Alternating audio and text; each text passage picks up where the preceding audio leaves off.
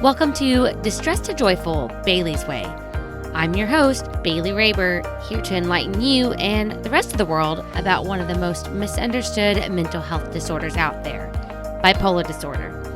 In each episode, we'll learn more about my personal journey with bipolar 2 disorder, how I've struggled with it, and how I've learned to overcome those struggles. Together, we'll laugh, we'll cry, and most importantly, we'll have fun. You'll leave each episode feeling hopeful and stocked full of useful information on how you can better yourself and the world around you.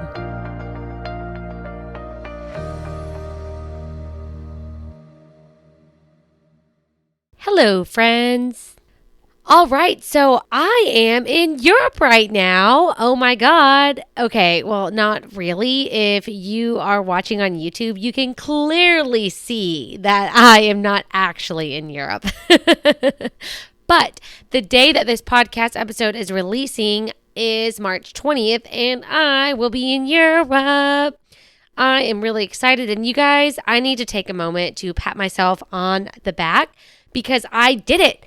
I have finally achieved the scheduling ahead status that Jenna Kutcher preaches about on her podcast, and I feel like a total badass right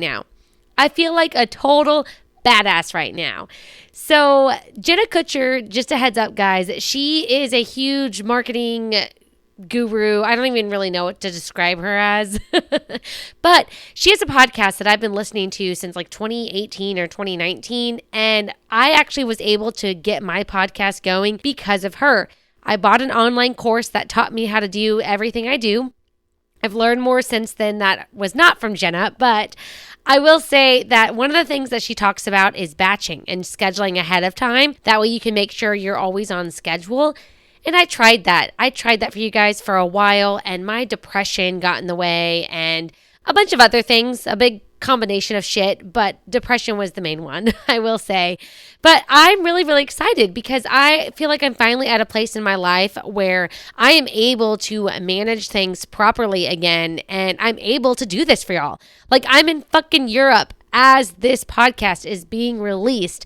But you guys are still getting everything. You guys aren't missing out on jack shit because I was able to get my shit together ahead of time. Okay, so have you guys heard of EMDR therapy? So if you've heard of CBT therapy, which stands for cognitive behavioral therapy, then you might have also heard about EMDR therapy, which stands for eye movement desensitization. I totally butchered that. Desensitization. I still got that wrong. Y'all look it up. Sorry. And reprocessing therapy. So eye movement desensitization reprocessing therapy. Damn, that's hard. I'm never going to call it that again. It's just going to be EMDR. So these two types, CBT and EMDR, are in the same family of different therapies, but they're actually a bit different. So I recently started up EMDR therapy with my therapist. My therapist has been she's been my therapist for over 11 years now. And she got certified in EMDR maybe a couple of years ago. I'm not sure how long ago, but that is an extra certification that they have to get. Not just anybody can do that. And we've been doing EMDR to help me process and heal from years, or more like decades actually, of family trauma, everybody's favorite. So to be transparent, I'm still very much in the messy middle of all of this, meaning that I'm still processing this type of therapy, EMDR, what it's doing for me. So I'm not ready to speak on this subject. I did want to bring it up as this is a topic that I will discuss in the future, just not until I've had more time to process what's going on. So that way I can speak from a place of authenticity, not a place of hurt.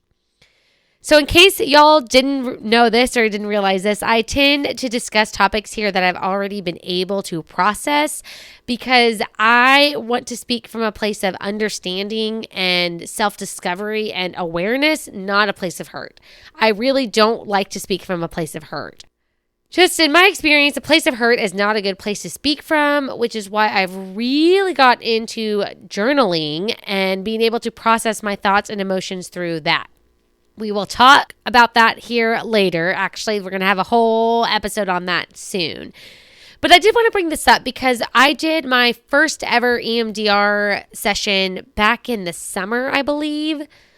Yeah, I think it was summer. We focused on my car accidents. So if you haven't already, please tune into, I believe it's season 2. I will put the episode in the show notes. But there is an episode that is reckless driving and bipolar disorder. I know that that's the title. And I talk about all the car accidents that I have been in and caused since I was 16. So I'm going to knock on some wood real fast, because I haven't been in a car accident since 2017, but that doesn't mean that I didn't have any PTSD from that, because that shit's traumatic, guys. It really is. So we started by focusing on that because that's kind of easy stuff in comparison to years and years and decades of family trauma. So I did notice a really good improvement. And I'm bringing this up because if you've heard of EMDR and you're not quite sure about it, talk to your therapist. Especially if they're certified in it, talk to them about it, because I have already seen a difference in how I react to things and how my body reacts to things from the place of the car accidents. That's a really easy one to kind of notice my triggers. So I might be getting ahead of myself here, so we are going to stop that at the moment. Also, triggers. Question, do you guys really understand triggers and what those are and how those affect us? I'm asking because there might be an episode about that sometime soon. So feel free to shoot me a DM on Instagram at distress2joyful_Bailey's Way to let me know your thoughts on triggers. What do you know about triggers? Do you have any certain triggers that you know of? Are you working on finding out your triggers? Do you have no idea what that is and you're really curious now? Send me a message. Let's get a conversation going.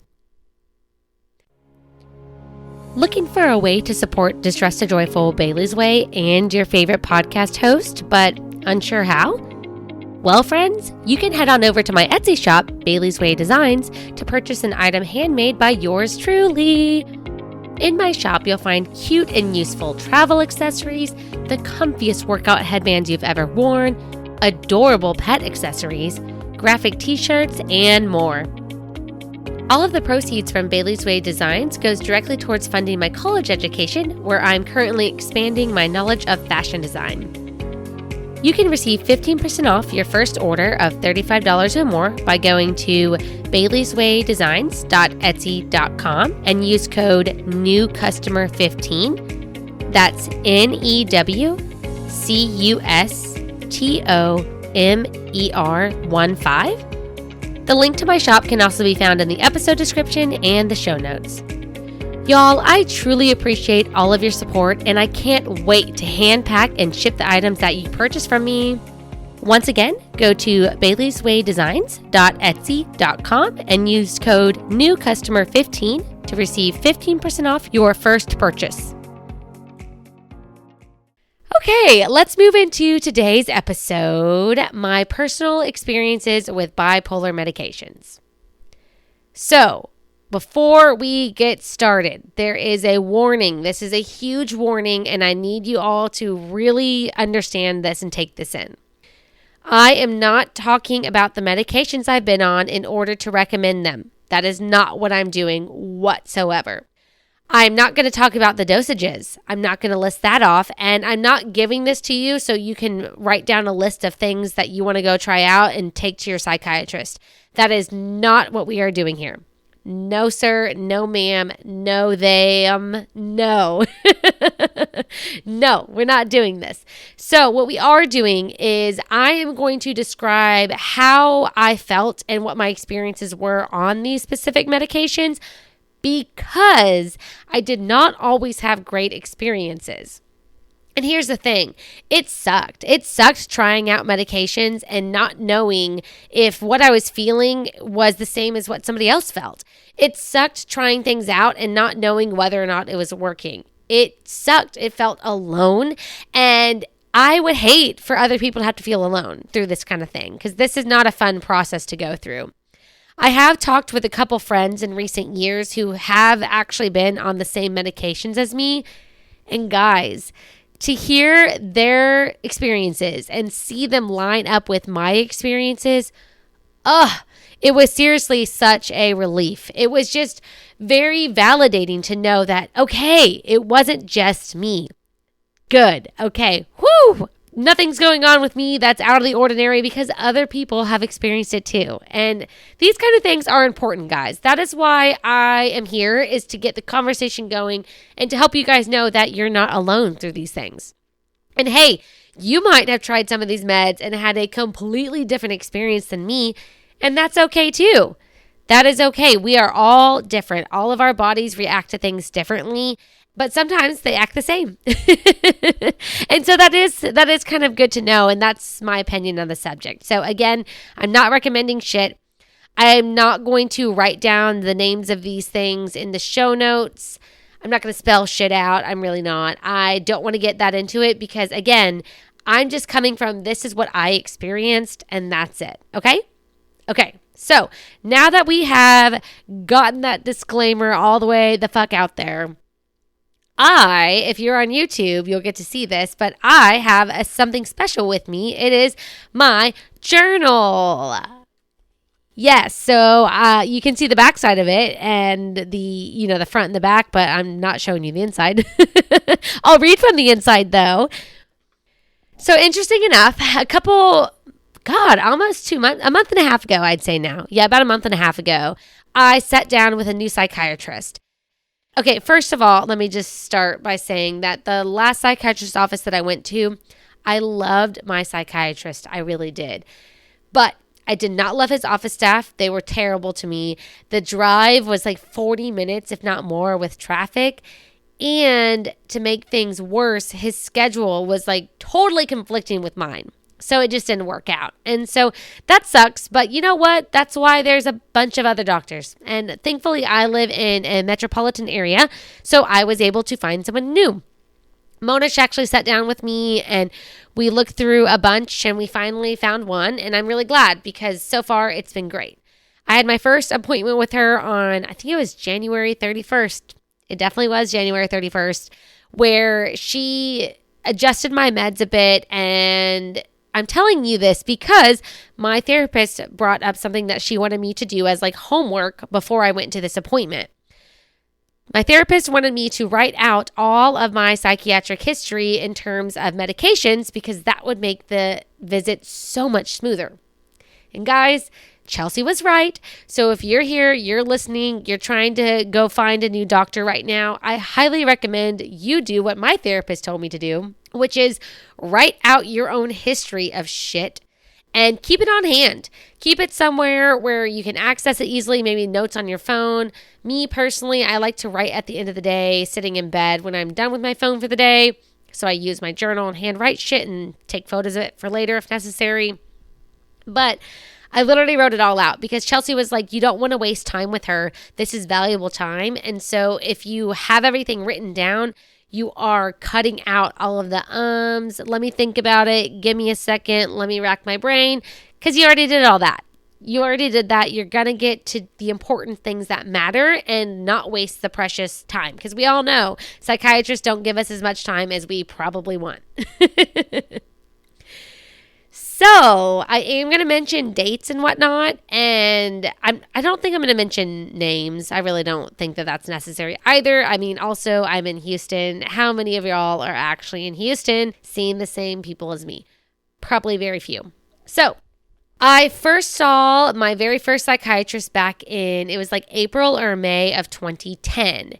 So at that time is when I was diagnosed with bipolar 2 disorder. If you guys have tuned into the diagnosis, which is, I think, episode 3 of season 1, like super far back.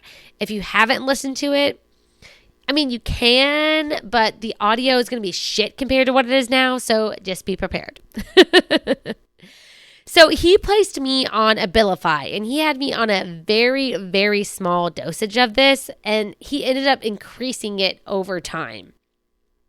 So I had to take Abilify in the morning because when I took it in the evenings, guys, I couldn't sleep.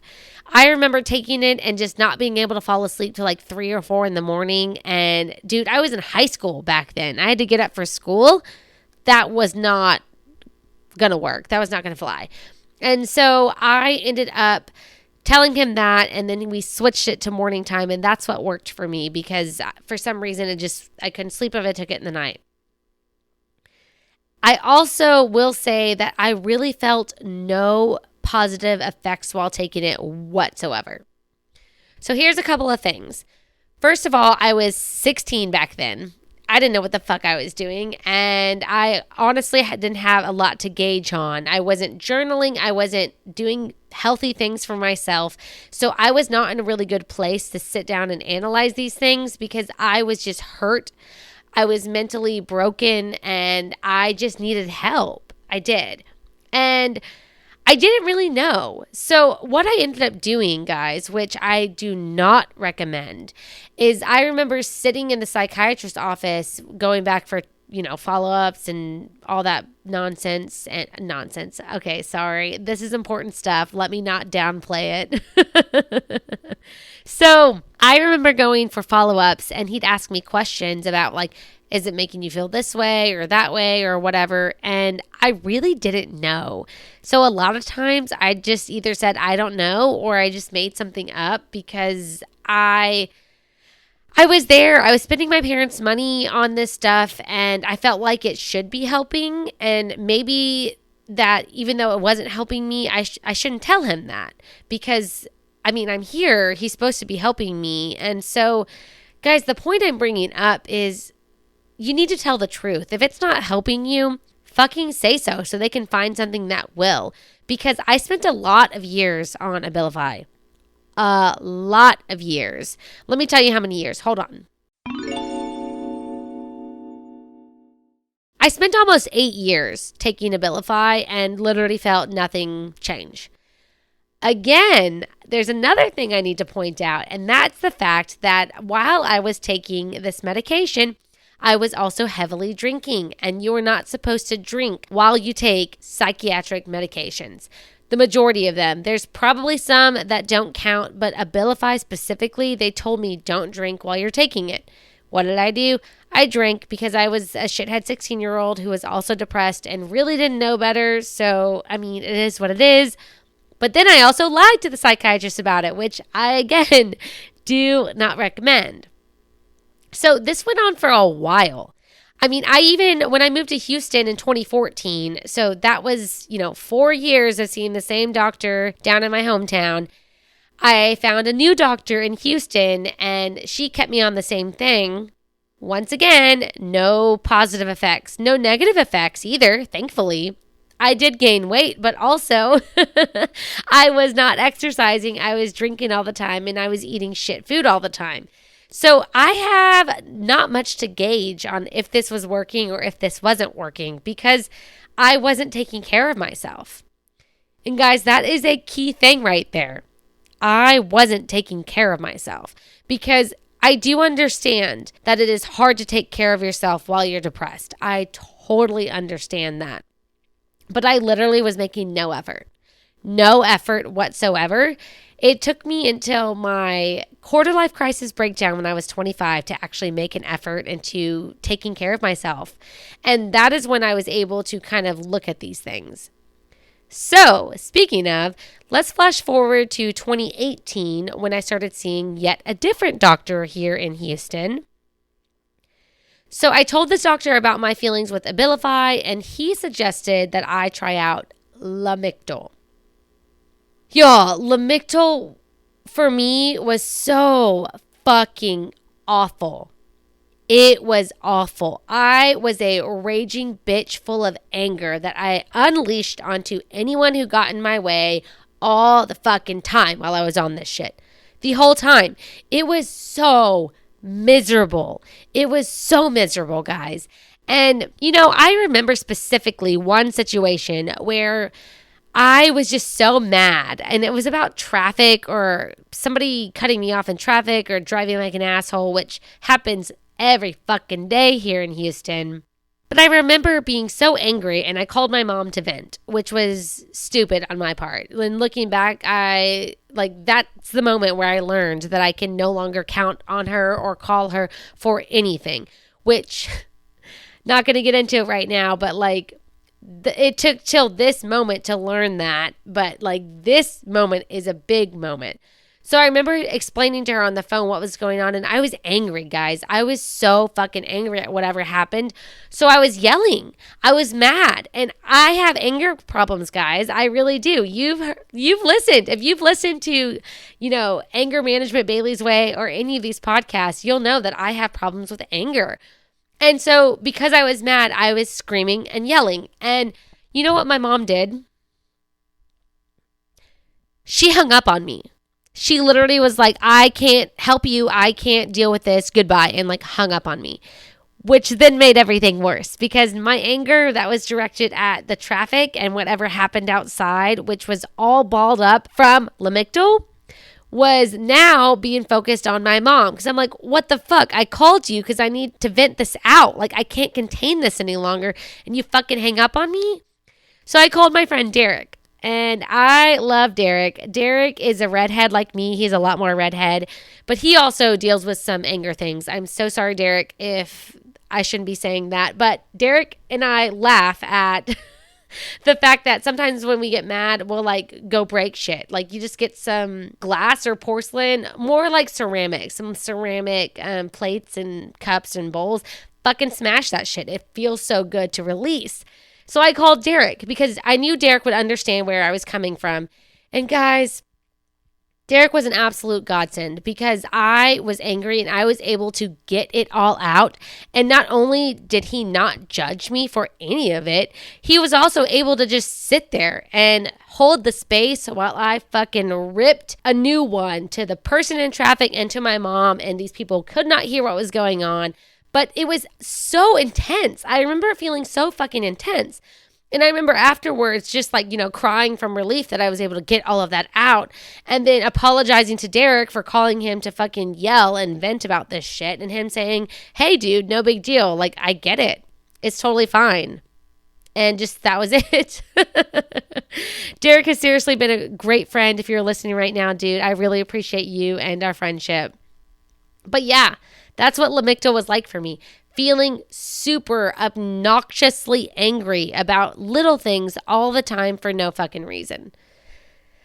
That's what Lamictal was, and it fucking sucked, and it was so bad. I remember calling up to the doctor's office and trying to get a hold and trying to get off of it, and he just kept wanting to up the dosage, and it was so bad. I couldn't take this shit anymore that finally I was like, fuck it. I'm not going to continue to see someone who won't listen to me.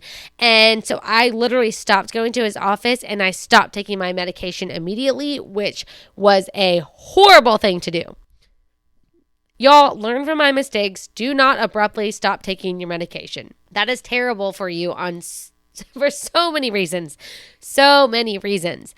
So at that point, I was still in contact with my mom. And so she was able to help me find a different psychiatrist, which is the one I recently stopped seeing.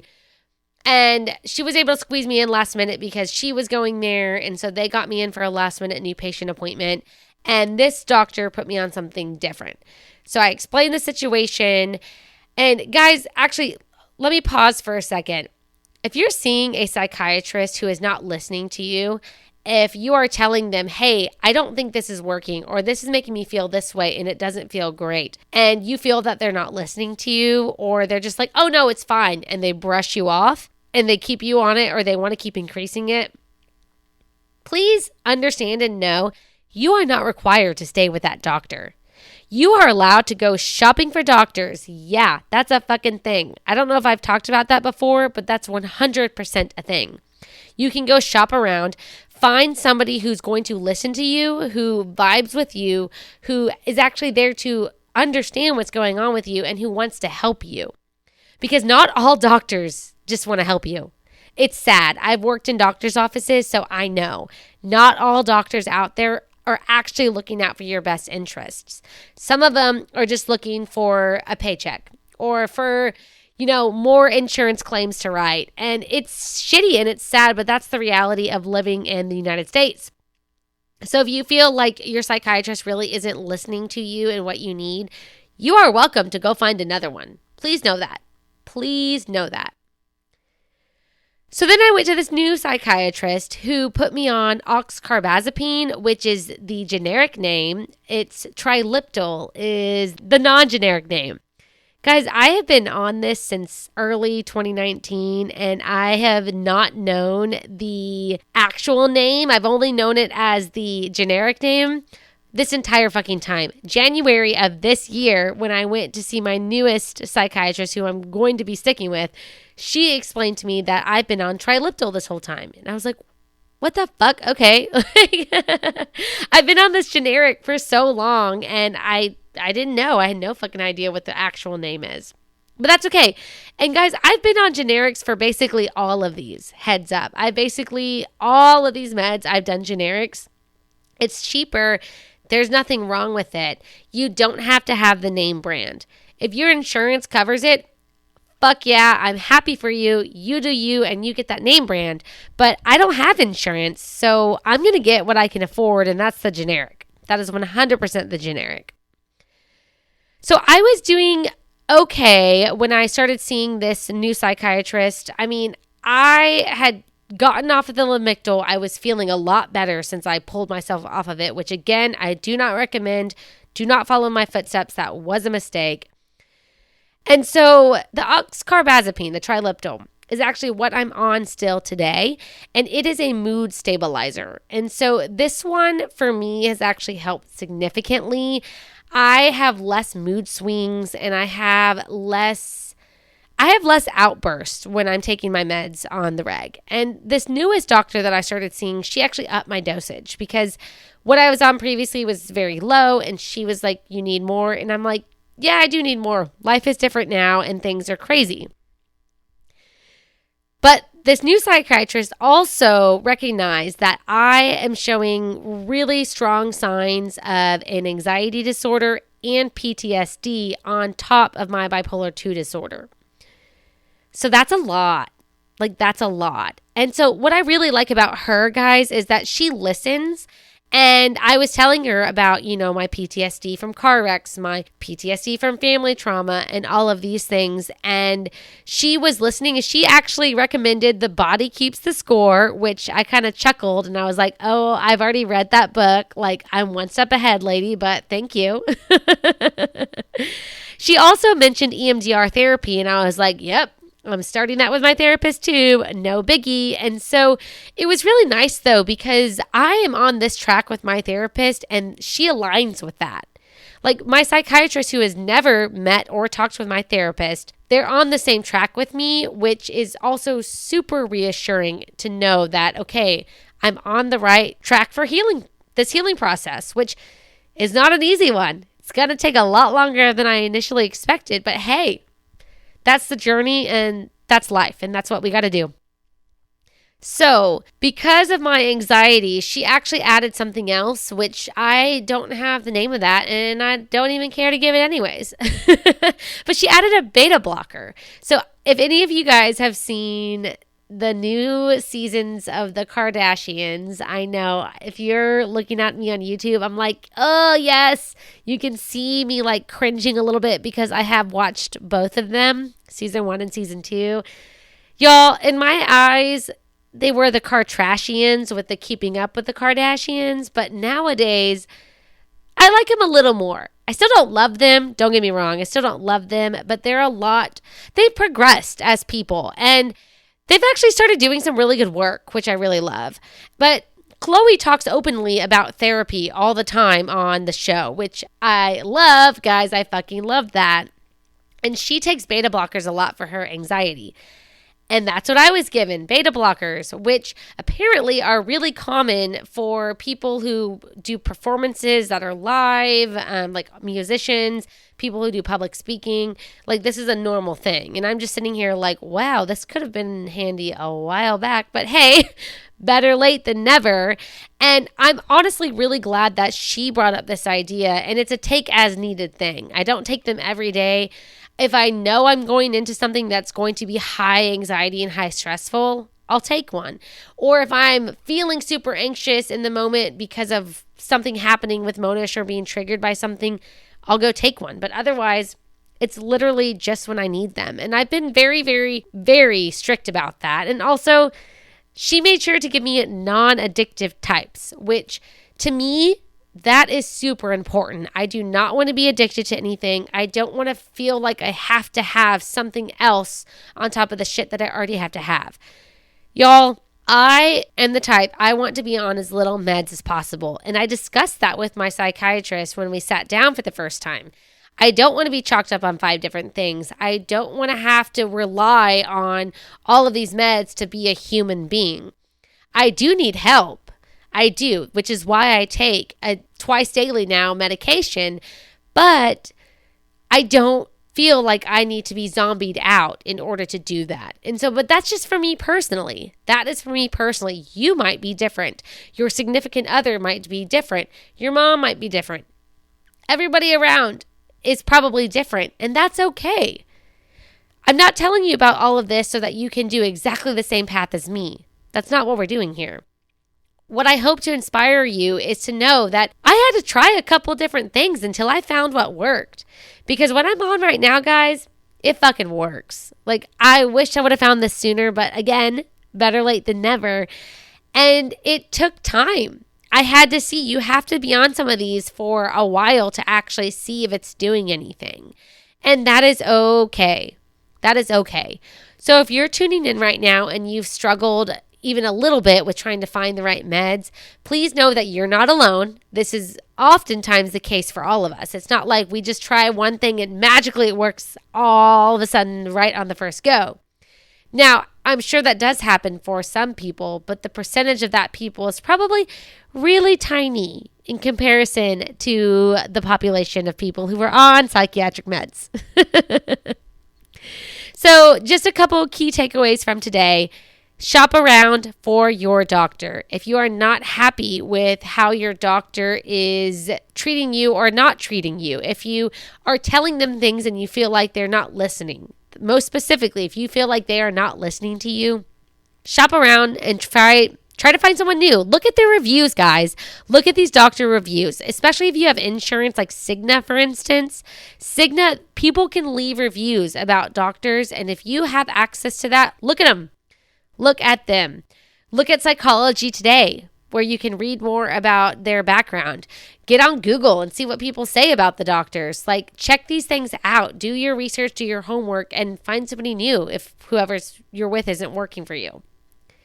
Also, just be okay with trying something new. If whatever you're on isn't working for you, that's okay. Try something else. And if you have to try 20 different things until you find the one that actually works, that's fucking okay. I think I got pretty lucky with only having to try 3 different things until I found what worked. That's probably pretty lucky because I don't know how many psychiatric meds are out there. Ooh, I said that funny. Psychiatric meds. But I feel like there's probably a bunch, and that this is a very normal thing, guys, to have to go through a couple different ones to find what works best for you. And lastly, just know that if you are in this transition and you're trying to find what works for you, you're not alone. You really, truly are not alone. I know I'm not alone. There's plenty of other people that have gone through this besides just me. Just stay positive, keep on trying, don't give up, and just know that you will find what works for you. Just don't give up, okay?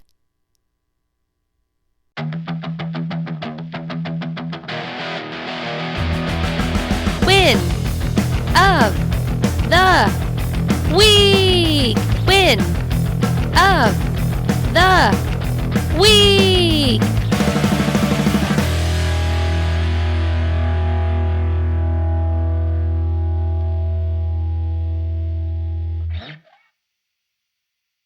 Alrighty, y'all. So the Win of the Week segment was created for you, yes, you, as a way for all of us together to spread some positivity and share a good thing that happened in life recently, whether it be that you received a job offer to the company of your dreams, or that you finally gained the energy to shower for the first time in 3 days. No win is too small, and here on Distress to Joyful Bailey's Way, we celebrate all wins equally. Also, this is your opportunity for a shout out on the show, and y'all should know by now how much I love giving shout outs. So today we have an anonymous submission from the website that reads, I got back photos from my engagement photo shoot this week and I cried. My fiance looked so beautiful in these photos and you can see the love she has for me in her eyes. It was so fun to look at these photos with her that we will cherish forever. Y'all, that is so fucking sweet. I don't know who wrote that in, but that is so sweet and I love it. Whoever you are, I'm so happy for you. This is such a beautiful thing. Marriage is such a beautiful thing, and I'm happy for you. Oh my God, yay. I should do like snaps but also I don't know your name, and all y'all probably haven't seen Legally Blonde, so. Well, do you have a recent win that you want to share with me? Send in your submissions by heading on over to whatisheybales.com/win of the week. You can also send in your submissions directly to my DMs on Instagram at distressed2joyful_Baileys Way. All right, so in the next episode, we are going to talk about the importance of writing things out. Yes. Again, if you're on YouTube, you can see my journal here that I write so much shit out in. Oh my God. Remember how I talked at the beginning of this episode about how I've been journaling to process my thoughts and emotions? Well, friends, that's exactly what we're going to discuss in the next episode. So be sure to check it out. You don't want to miss it. Thank you for tuning into the show. Be sure to follow the show on Instagram and Facebook at distressed2joyful_Baileys Way, and head on over to the website, whatisheybales.com, to check out the show notes from this episode. If you enjoy this podcast, help spread the word and leave a rating or write a review, especially if you're on Apple Podcasts, because y'all, I want to hear from you. I want to know what you guys think. I really, truly do. Also, you can watch this episode for free on YouTube if I haven't mentioned that enough by now. Lastly, don't forget to hit the subscribe button to stay up to date with all of the new episode releases. But until next time, take it easy, stay grateful, and be joyful. Bye!